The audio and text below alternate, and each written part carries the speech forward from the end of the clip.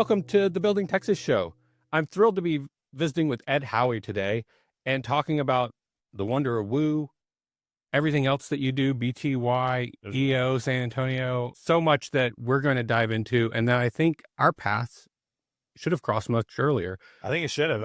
I mean, this is remarkable what y'all have built. Well, I'm thrilled to have you in building. Yeah. But I'm thrilled to have you at DOS Greenhouse talking about, well, we're going to talk about strategy and branding and marketing and really what does it take to do life. Yeah. In a lot of ways, but how that connects into work, how that connects into experience.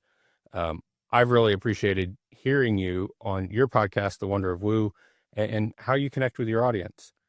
So, Ed, thank you for joining me today, and thank you for coming to Building Texas. It's an honor, and I agree. We should have met years before. It is amazing what you have endured, as well as what you're inspiring. So, congrats. Well, I appreciate that, and it's a journey that I think a lot of people want to dive into when they have a passion, when they're very serious about making a positive change in their life or for their life. It's not easy. You're going to come with the headwinds, the pushback, the hurdles, and that barrier to entry, whether it's financial or time, whatever it might be. It really takes a village around you to make it happen. It does, and I think that's one of the wins, but also the challenges, the barriers of entry, of having a dream or vision of how you can serve others better, and then figure out how to create an enterprise or machine around it. It's daunting and isolating, and as we've talked about, I realized even after 12, 13 years in corporate America, that while I was with HEB in my last corporate real job, I had incredible responsibility and stewardship for my role there, but we had the opportunity through my buying team to meet with the entrepreneurs who were trying to get that product on the shelf. Yeah. And I had incredible passion, empathy, hope, and also some concern. I mean, it was really interesting. We're sitting there and because of HEB, typically, whether it's a startup or an established brand, we tended to get like the owner or the executive leadership. Yep. And I'd be sitting there and my team would be going through all the dynamics we do to determine if it's good for HEB.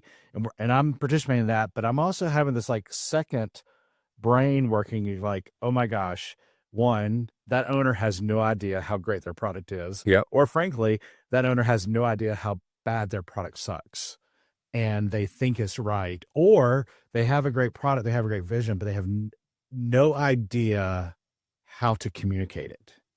And that is, frankly, oftentimes the death knell, because one of my foundation principles, if they don't know you have it, they can't buy it. And we see that in pitches that come into the Angel Network as an example. And I would say it in that sometimes they don't know what their core offer is. Right. They might be right on the cusp of a great product, but they haven't taken the feedback or heard from their customer or audience that little extra shift in thinking that takes them to that next level. And they haven't thought about what does it mean to sell to an HEB. I mean, When you think about just the inventory need to service that contract, that can be great ambition for that 0 to 1 entrepreneur, but really you need to be in the 2.5 to 4 area to handle that type of situation. But I appreciate that you're meeting them early and you're growing and crafting them. And I think in the work that you do now, you're helping those brands tell their story in a different way, more intentional way, I think. Yeah, that is exactly what BTY, one of my core businesses, does. BTY stands for Boldest, Truest You, Y-O-U. And one, I personally believe we are all designed very uniquely and distinctly. And there's a boldness about each human being. There's a trueness about us. And when we combine and understand those two things and live into it and communicate it, we show up as a more powerful you than we can even imagine. Yeah. I believe that on a human standpoint. And the reality is that businesses are led by humans, and businesses are an enterprise, an ecosystem of humans. And so the best performing, the most impactful organizations, no matter what the P&L structure is organizations where you have humans aligned together around a common mission and common purpose. They know exactly what their expectations are, and other people know what they're doing because they want to join in it. I think branding ultimately is, for good or evil, Yeah. it's basically ignition of a movement. So That's right. you think about the brands you love. We believe you love them for two reasons, Okay. and it is experience, but where people lose the sight is impact. Absolutely. Okay, so is it just a Chick-fil-A sandwich, or is it a memory, a meal? Chick-fil-A, is it where someone actually looks you in your eyes and says, "My pleasure"? Yep. Where they step out. So it's not just, are you delivering the transaction in your business? Is how are you impacting your customers, the community, and most importantly, your employees? And I think that's where, especially in startup, we get so caught up with how to build the business, we forget to literally program in our intentionality around impact. And I think that's where those that succeed faster, that scale faster, they have an impact mindset, not just an experience mindset. And that happens in the talent acquisition phase when you're recruiting who's going to be on that team, who's your co-founder, who are your investors. That's right. All of those experiences with humans influence the culture of your brand going forward. And I think that is so easy to do when you talked about pitching new business. And Yep. when we're talking about the vision of our business, oh my gosh, it's like, we can do this and we can change lives, that kind of stuff. But what happens is, I see more times than not, is once it becomes official, once you collect the initial funds, or you sign the operating agreement, You're on the clock. or you're on the clock. Yeah. And what it then goes into that run the business mindset, and we can lose sight about why we're doing it. Yeah. I mean, I will tell you, BTY, our strategic marketing branding firm here in San Antonio, we do this all the time. But we were in a leadership meeting 3 weeks ago. We're like, wait, time out. Why are we doing this? Like, why do we want to refine and perhaps even reimagine exactly how we position ourselves the next 10 years? And we're on this whole what, and this is what we're really good at, and this is what we make money at, and this is where our outcomes is. But we literally stopped and said, wait, okay, let's make sure we're all on the same page of why. And what's amazing is we're on the same page, but we had not verbalized it. We had not acknowledged that commonality of why. And frankly, in those days where it gets dark and ugly, it's the why that fuels you. It's not the what. Absolutely. And you're 21 years into that business. Yeah. It's crazy. But as a reminder, that isn't a constant comeback. It is something that we want to see leadership teams come back to often. And I appreciate that you mentioned Chick-fil-A. You've worked for some great brands, H-E-B, Chick-fil-A. But in both of those scenarios, the experience is at the front line. It is. The experience is at the front line. I'm not lacking statements and beliefs and principles, but I feel like you have to have some of these anchors. And so one of my anchors that is a byproduct of getting to be a part of two incredible brands and two incredible times in life is that, one, you cannot outmarket a poor operation. Yeah. All right. So we live in the marketing branding world, but we've had clients go like, why are we talking about the transaction? And this is more probably 10, 20 years ago, more, but still, I thought we're here to talk about the advertising or the marketing or the website. It's like, yeah, but you can't put something on a website that's aspirational and hoping that your enterprise, your system is going to deliver it. Yeah. We had an opportunity to work with Texas Med Clinic here, South Texas. Celebrated 41 years before the founder, a sole founder, entrepreneur-led business, innovator, cutting edge. I mean, literally created the market of urgent care in South Texas, probably 42, 43 years ago, Dr. Bernard Swift. His ultimate exit plan was to sell. Yeah. All right. In which he did. And that transaction, I would imagine a very happy transaction happened. We're probably looking at 2 years ago, whatever. We had the opportunity to work with Texas Med Clinic for 12 years.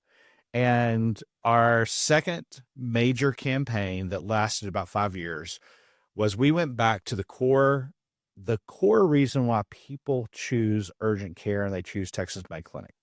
Everyone else was talking about how fast you get to be seen. Yeah. Okay. That is literally experience. Okay. That's the transaction. We were like, one, we couldn't compete on speed because we were already the market leader. We already had the most patients. We already had the most clinics. And so we said, okay, we can't win at that, even though it was kind of a lie because it said be seen in 15 minutes. Well, you see a doctor, it's gonna be an hour no matter what, right? Yeah. So it was a little misnomer, but we won't go there. It was a statement. We're like, we can't win in that. So we went back to, why do people choose Texas Med Clinic? Because they want to be well. Yeah. They want to be well. Also, the dynamic was they want to believe that they made the right decision, the mom, to pull her kid out of school, to pay the copay, to take 2 hours away from work, to take their child to a doctor versus self-treat with the pharmacy, and the drug section HEB. So our campaign for 5 years was not just a marketing campaign, it was a branding campaign. And that campaign was, we treat you well. Yeah. We treat you well. It was a promise. It was also an operational governance issue.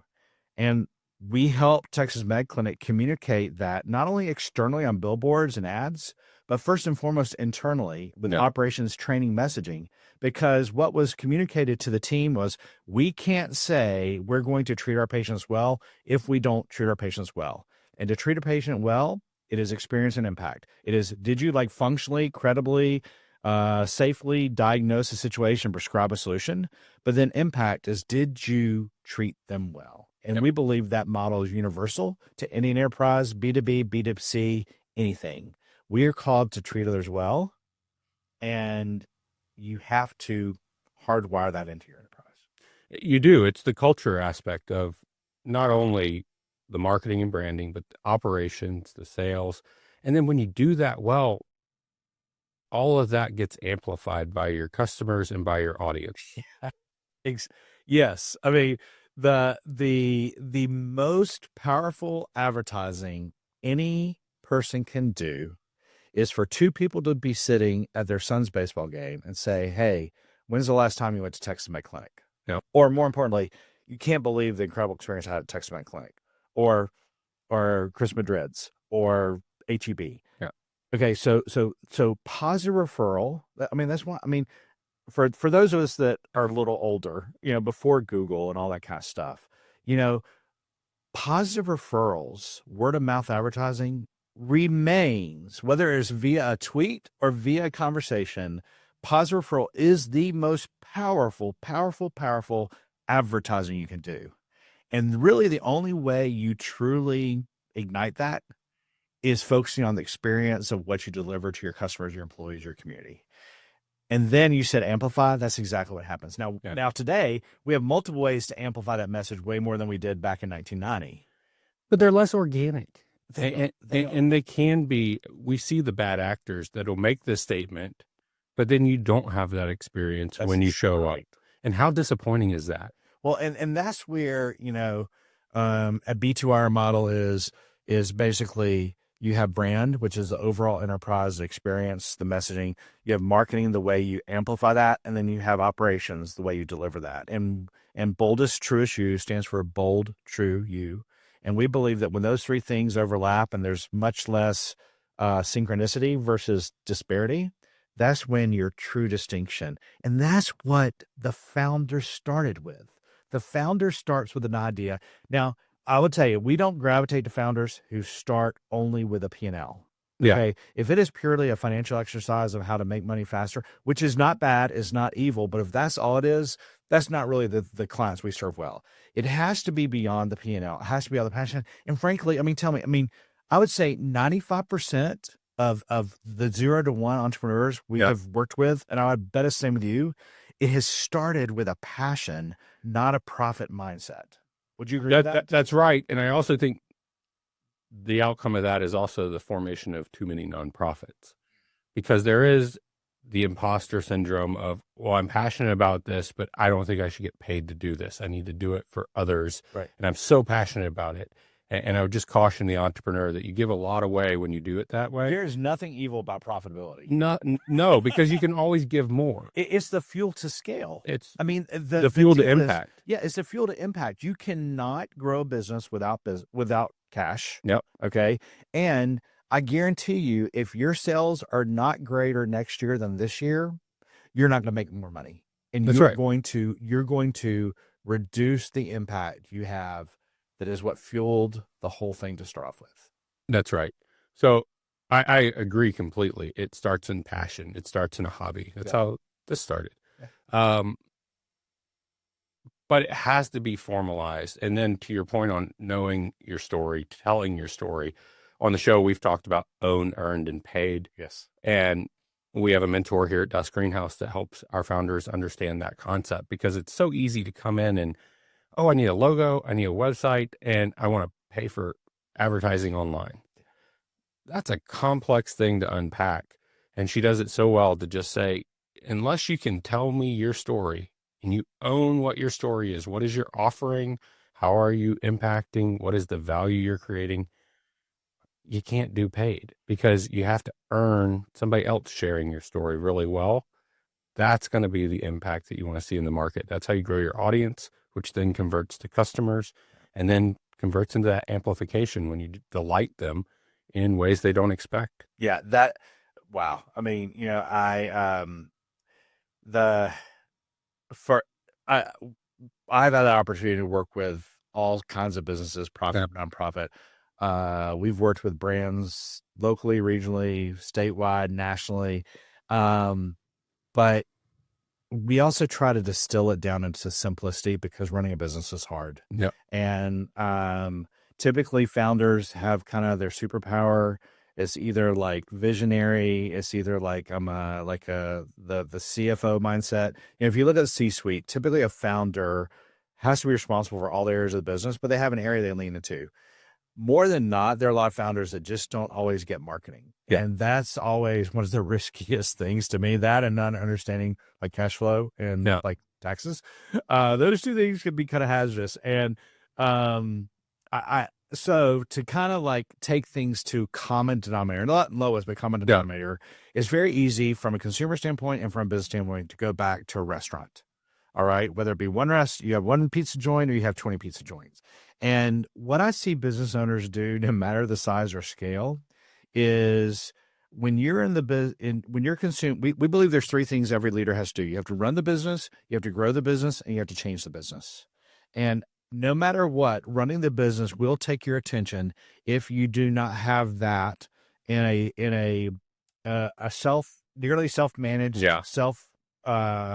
self-fulfilling prophecy, self-fulfilling system, so that you have the opportunity to grow the business. And then if you've got the ability to run the business and grow the business, then you got to change the business. It's difficult to do all three. So you've got to have a team. You got to have a posse, if you will, to be able to do that effectively. Our opinion. And a strategy. Okay. Yeah. So the strategy is the deal, is that you talked about messaging. Yeah. We believe marketing is messaging and methodology. And what we do, especially if we're less marketing minded, we immediately go to methodology and we forget about messaging. Yeah. It's the situation where I've just started my own pizza restaurant. I've been open 3 months. Things are great. We've got great feedback. The grand opening was a smash. And then all of a sudden, month 4, no customers show up on Monday. And then maybe 10 show up on Tuesday and Wednesday. What happens? And I'll use a 1990s example when this thing called the Yellow Book. Yeah. The Yellow Book. Yellow Pages. Yellow Pages, thank you. Used to exist. Or there's a thing called Valpak, which is still coming around. But you go in and get a coupon. Is the next ad salesperson that walked in the door became your marketing strategy. Yep. Oh my God. And it happens today. All of a sudden you see something on LinkedIn, we need more sales. Oh, let's throw $3,000 or $30,000 into SEM. But the messaging on your website doesn't even reflect truly who you are, or it is so undistinct. Or like mine, there's no point of conversion. Yeah. I mean, I'll be critical of myself. That is a hard thing to think about. Oh, yeah. And when you're in the effort of running the business, those are the little breadcrumbs that you have to leave out there for your audience to follow. I will tell you, on our BTY website, we're working on it right now because we have a form fill, but we don't have an offer. And what we want, like, so for example, what we want to do is we want to talk to a business owner. We don't have a thing is book a call with us. I mean, and that's changing. Yeah. But you know what I mean? But again, we're so busy running the business, which is taking care of our clients, that we lose sight of taking care of ourselves. And that's what we all do as business owners. So. We do that as business owners, parents. We do it in every phase. And I like to talk about on the airplane. That's why they tell you to put the mask on yourself. Yes. And then take care of the kids. You can't do one or the other. Yeah. And right now we're talking about like the enterprise side of it, but you and I both have a passion on the human side of that. Yeah, for sure. Um, this is something that happens to new founders, entrepreneurs, small business, really starting. But you've helped some older brands that were old and established. They'd been doing the same thing for a long time. And and because of what they do, that story did or didn't get told. And so how did you help SAEDF transform? Because I think that's a great story. Oh, well, thanks. So yeah, and it's actually that's a great way of saying that. Yeah. That is a great commonality of what we've done. I believe that every business basically, well, in life, we grow, we hit plateaus, we grow, we hit plateaus, we grow, we hit plateaus, and I think instinctively, if you look at your friends, if you look at businesses, you look at enterprises, there's some that hit a plateau and say, we're good, we're fine. There's some that hit a plateau and say, we're exhausted. And there's some hit plateau and said, wait, we're just scratching the surface. Yeah. And we have had the blessing of working with leaders who want to do more. As I shared with you earlier, my foundational principle in life is actually on this washer is stewardship. And that is a principle of doing all you can with what you have today. Personally, I believe tomorrow's not guaranteed. Yesterday is done. So today is like, we put this together in 48 hours. I'm just like, dude, you think literally, Yeah.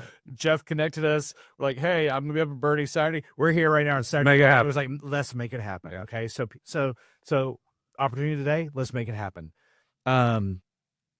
With San Antonio Economic Development Foundation, Jenna Herrera-Sassoto was brought in after about 44 years. And if you don't know Jenna, well, if you know Jenna, you know Jenna. Yeah. If you don't know Jenna, you need to know Jenna. She had a vision of that, that she could truly, and her team could truly connect the San Antonio region, which is, I think officially like an 8-county collective. Yep.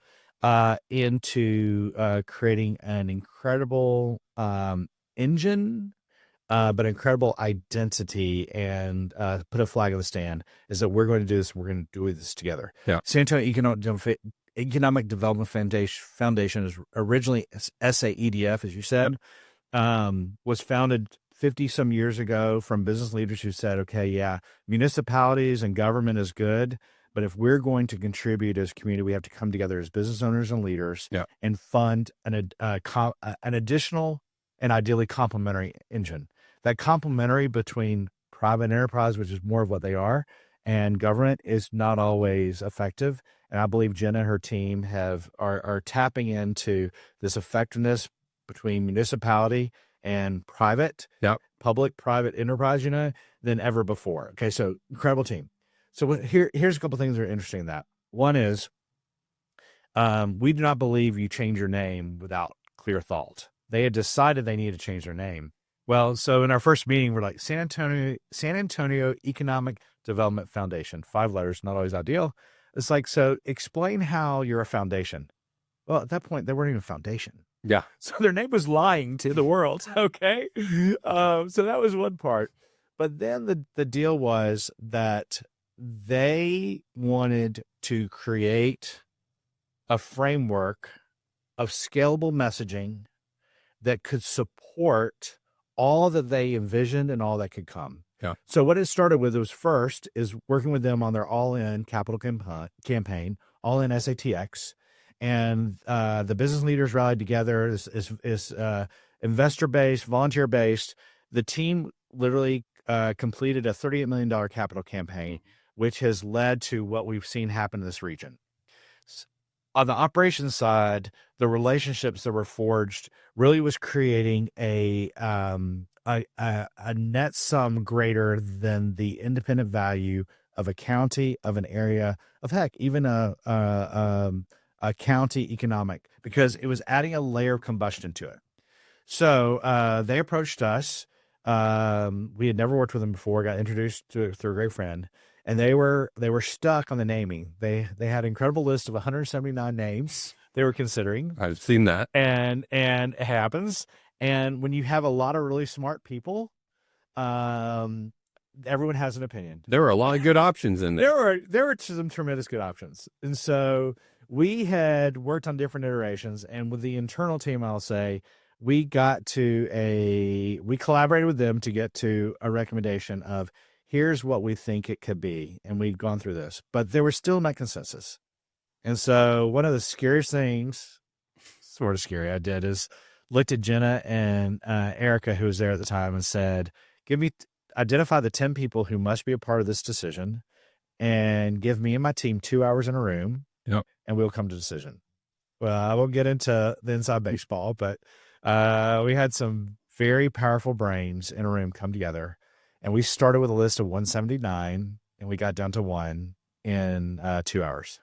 And that conclusion was greater SATX.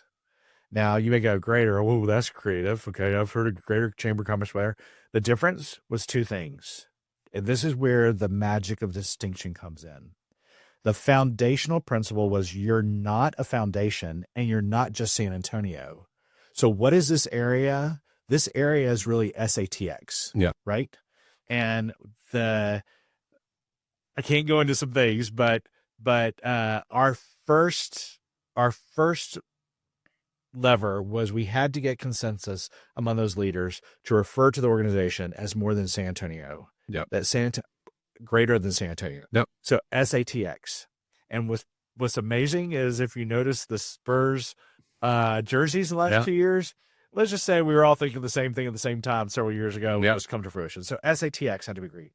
Greater was not the sexiest name, but it fulfilled the story is that we will be greater as SATX tomorrow than we are today. Yeah. We'll be greater. It's a call to action. It's also a promise, but it was not just aspirational.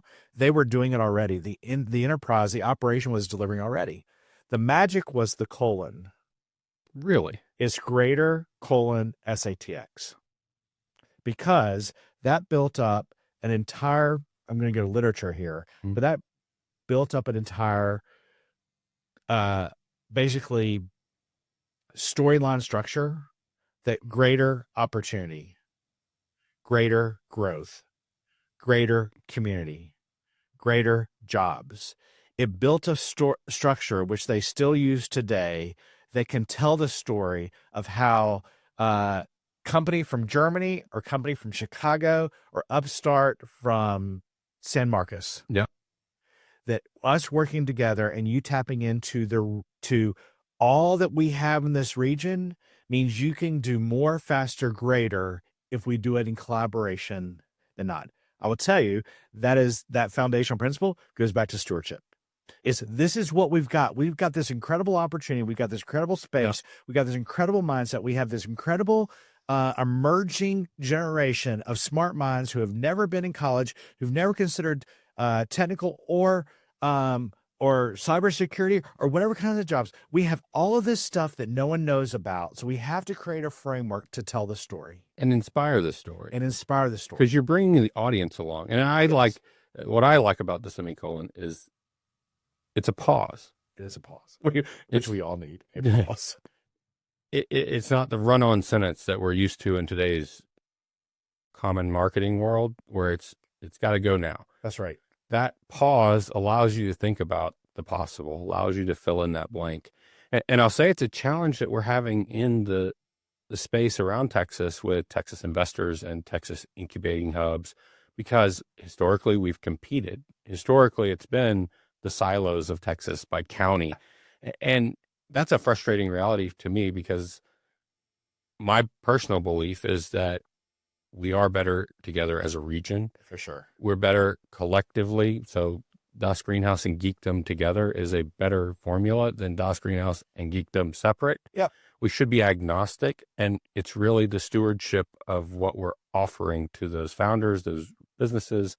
And I appreciate the word stewardship. It's come up in my life in the last 60 days in a lot of ways, as I've been working with the Comfort Area Foundation and Comfort, Texas.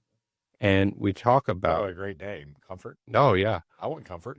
But it is the stewardship of a heritage. It's the stewardship of the land and the conservation, the water. There's a fear of growth when you talk about greater SATX. You talk about the greater Hill Country district. There's a lot of angst in our public persona that I think if we can pause and really think about who we're impacting, it is that next level of workforce. It's the kids graduating from all of these high schools. And how do we keep them here? Because right now, the greater SATX region exports so much talent. That is exactly, I mean, I can't say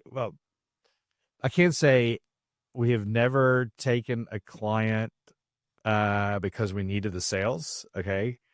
But as I've gotten older and wiser, past the first couple of years, we, as I talked about aligning with, we've had the blessing to work with people who align, and it was incredible opportunity for us to work with Jen and the team, and now Ceci Redmond leads that.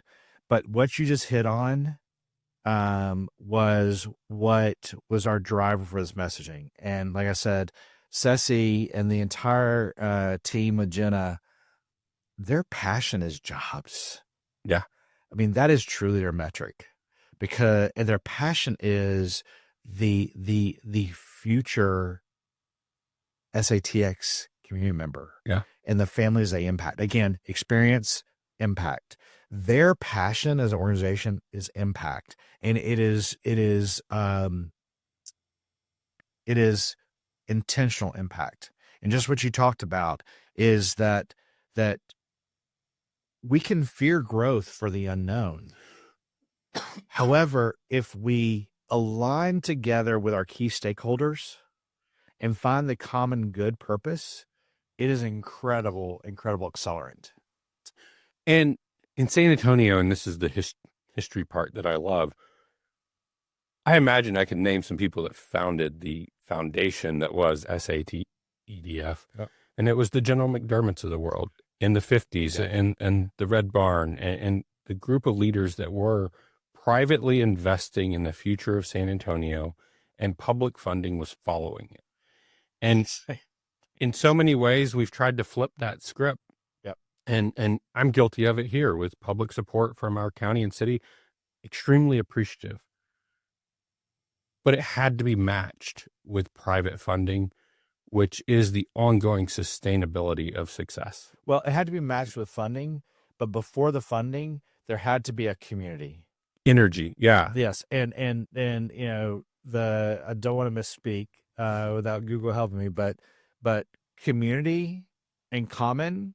Yeah. There's a lot of connective tissue there, right? Yeah. Okay. And so what you've done here, as far as rallying the community, it's hard to get the funding if you don't have the commonality of purpose and you have that alignment, right? Yep. And I mean that literally and figuratively, for whether it's doing what you're doing here, whether it is starting your own business, or whether it is like literally like for whatever reason, your business, you built your business to 100 million, 200 million, and all of a sudden the operations team or the operations is all over the rail. Yeah. What's happened is someone's lost the common expectation, the common purpose, the common vision. Yeah. So it's and as stewardship is my guiding foundation, I have such a heart and passion for entrepreneurs. Yeah. One, I was a closet entrepreneur for maybe since birth. I mean, this is, you could probably appreciate it, maybe not, but like I wasn't the best employee, and I'm being a little silly being that, but I always was like realizing, but yeah, we could do this, but what if we did this? It was always the what if. We share that in common. Yeah. I have frustrated many a CFOs, and because there's always that what if. That's right. And then the impact of entrepreneurialism is, this could be a game changer. This could make this so much easier. This could really help this group of people. Yeah. Well, my mentor, Chick-fil-A, who was the gentleman who hired me back in 1989, I've maintained that relationship since. And Sonny Newton, one of the wisest humans I ever had the opportunity to do life with. And when I visited with him about 15 years ago, we met for breakfast in Georgia, and I was like, I'm sorry, I was a horrible employee. And he just said, if you only knew. I mean, because like I was the one going, "Hey, we need sales in this restaurant. We're not selling brownies. Let's do cookies." Uh, That's a good idea. and wow, imagine that warm cookies at 2 o'clock at a down to business. And I'm the one that got called to the president's office at Chick-fil-A. Reminded me that in 1996 we don't sell cookies. I will note that they sell cookies now. They sell a ton of cookies, but that's all They do really well in That's cookies. exactly right. But the deal is that it is that entrepreneur spirit. Yeah. Which at the same point you have this vision. We had a speaker at an event last night that said, but at the same point you have that track in your mind saying, yeah, but you're just like 30 seconds away from failure. Yeah. You know what I mean? The imposter. So what I love about having just met you, but this common like passion for the isolated entrepreneur. And I believe you can be an isolated entrepreneur as a CEO of a privately held company. You be an isolated entrepreneur as the one who owns the business, but that entrepreneurial, that forward-driven leader, there is risk and isolation, and that's what I love about what y'all are doing. What I try to do is that name it, claim it, and come together and let's help each other.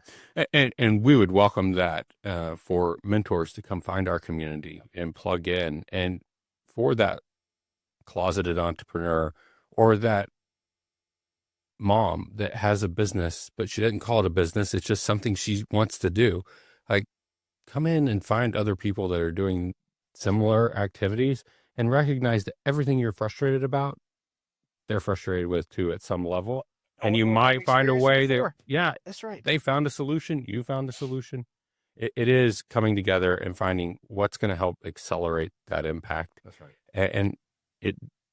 And I think that's true of elected leaders too.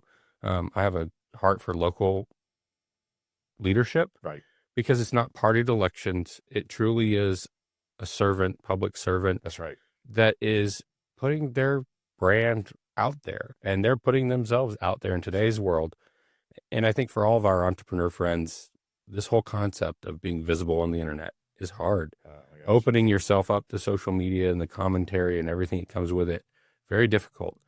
But I have to applaud the disruptive employee that does bring innovation like cookies. Yeah. That does bring change. And it takes a forcing function right. for any culture, any group, any momentum to cause that shift and see a different track. And so it takes the wild ones a little bit. But our elected leaders, I just want to give that for our mayors and city council. And we're going to go through a change in San Antonio over the next season. Yep. And there's a lot to that for the family, for the person, yep. For the greater audience that's really supportive right. of the last guy or the next guy or. Well, and I think, or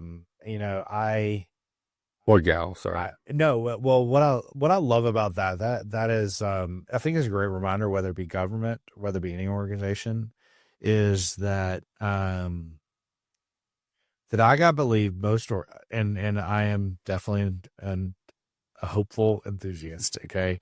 And I'm okay with that. Yeah. But I believe most people really want to do the right thing. All right.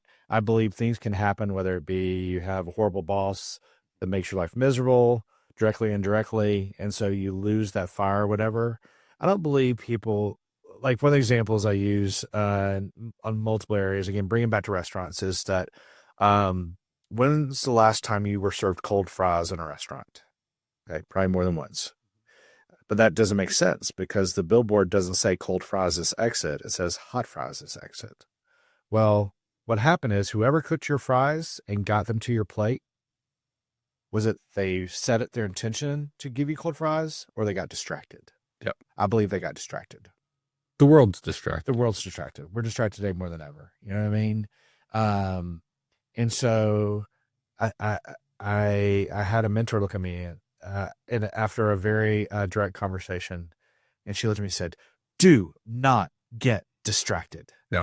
And I have that voice in myself because for the last year, personally, I've been working on mitigating distractions and refining focus. Yep.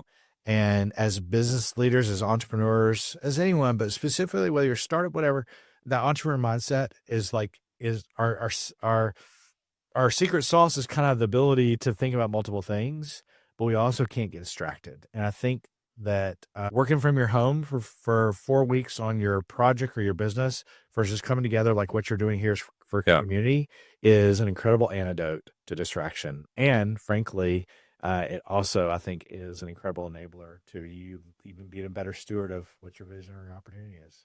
Well, I'm excited to get to know you further after this episode and to figure out where we make connection, where we can continue to connect what we're doing here to what you're doing in a broader, greater SATX Coyote region, but the BTY model of how you're taking that whole human approach, whole organization approach to excellence, to impact. Yeah, and you know, I'll let you in behind the Wizards deal is that what we do is we listen to the business leader and we help them realize that they typically have their story within them already. The business leader, entrepreneur, CEO, CBO, whatever, the team in our brand mapping sessions, we ask great questions and then we listen. Yep. And then we literally kind of like harvest out the gold. We kind of mine for it. And then 9 times out of 10 is a refinement of what we're saying already. But again, in trying to run the business and grow the business, change the business, we're distracted. And so I think the greatest joy our team delivers, and yes, sales matter, but is when you get an organization aligned around their story and they can tell their story over and over again, and it attracts people that they can then impact more. That is incredible stewardship. It's an incredible gift. And it is incredible to see vision at whatever stage it is realized. And I think that's why we start a business. I think that's why we joined the new company, is that we believe we can do more through this opportunity than we did in our previous or current deal. But you talked about it, and it's kind of a trite phrase, but it takes a village. Yeah. It takes a community. I think anything anyone could do to attract community and foster community is a gift to themselves as well as to others. So I celebrate what y'all are doing. Well, and all of what you just said, I go back to every leader in that world needs a semicolon. They need that pause of what is it that's next. Yeah. And what a beautiful idea that you've given greater SATX in this example. But to the people you impact and the people you lead, it is, I'm sure it's an often reminder for them to tell their story more intentionally. That's right. And more directly. How do people get in touch with you? How do they find the Wonder of Woo? Yeah. So there's several ways. So our primary enterprise is BTY Creative, B bold T true Y YOU, BTYcreative.com. And then I have another company called Serve Others Well. Yep. It's a training company to help with several business partners. We refer to as service royalty, kind of fun, some Chick-fil-A folks, some USA folks. But we basically can help companies that kind of already know their story, figure out how you kind of operationalize it, how you systemize it, how you impact that experience and the impact as well. So from that, we have a new podcast called the Wonder of Woo podcast. Okay. The Wonder of Woo has 3 O's. We got about 40 episodes there. But then specifically, and it's not that it's current, but it's not new content, is several years ago, me and my team produced about 70 episodes of my first podcast or first show called Howie Grow a Brand, HOWIE, Howie, my last name, Grow a Brand. That's available out there on YouTube, on podcasts as well. And each episode really is speaking to the entrepreneur about how you can grow your business faster, more effectively, or with more intention. And so there's some great stories we tell of brands that were, especially for startups. Yeah. So frankly, like if you're a startup, you're considering a startup, there's incredible insights I think you can find from just going to How You Grow a Brand, even though they're not the newest episodes. But then I'm edhowie.com, edhowie, HOWIE.com. So would love to help any way I can. It's a good reminder to me at this moment to encourage people to follow the Building Texas show and subscribe on YouTube and really go find where we can connect. And the people you're connecting with already and the stories, what I love is that what you're harvesting here is scalable, applicable principles that I can learn from someone who's already done it. Yeah. To increase the probability of keeping myself out of the ditch. And if we can help one person do that, it's worth everything we're putting into it. We've got stewardship. It comes back to stewardship. So, Ed, Howie, I appreciate you taking the time on a Saturday to come sit down with us and really dive into how you create impact around and where we can all do that in our own little ways as well. That's awesome. Thank you for the way that you're building Texas, and I look forward to getting to know you. I look forward to continuing the conversation for sure. Awesome.